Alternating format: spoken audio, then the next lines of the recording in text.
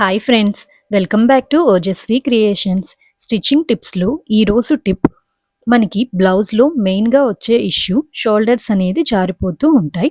మనం షోల్డర్స్ అనేది జారిపోకుండా ఉండడానికి మెయిన్ సొల్యూషన్ ఏంటంటే మనం షోల్డర్స్ ఎంత పెట్టుకుంటున్నాం అనేది మనం స్టిచ్ చేసుకునే బ్లౌజ్ యొక్క బ్యాక్ నెక్ మీద డిపెండ్ చేసుకొని మనం షోల్డర్స్ అనేది పెట్టుకోవాలి.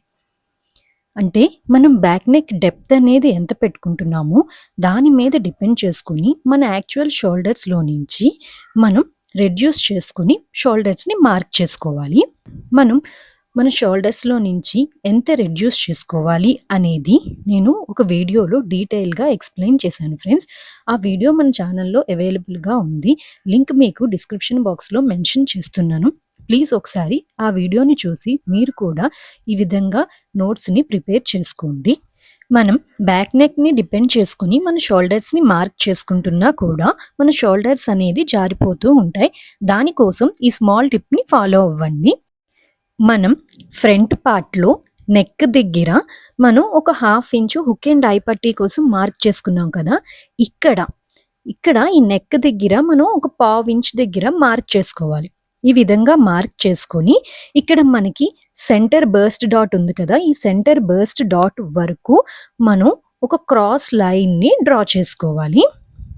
ఇక్కడ నుంచి ఇక్కడికి ఒక క్రాస్ లైన్ని మనం డ్రా చేసుకోవాలి.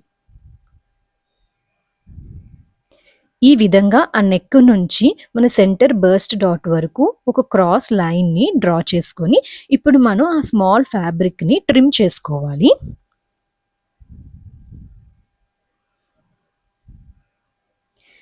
ఈ విధంగా చేయటం వలన మనకి ఈ నెక్ సైడ్ సర్కంఫరెన్స్ అనేది తగ్గుతుంది. ఈ విధంగా నెక్ సైడ్ సర్కంఫరెన్స్ తగ్గటం వలన మనకి ఈ షోల్డర్ దగ్గర టైట్నెస్ అనేది వస్తుంది. అందువలన మన షోల్డర్స్ అనేది జారిపోకుండా ఉంటాయి.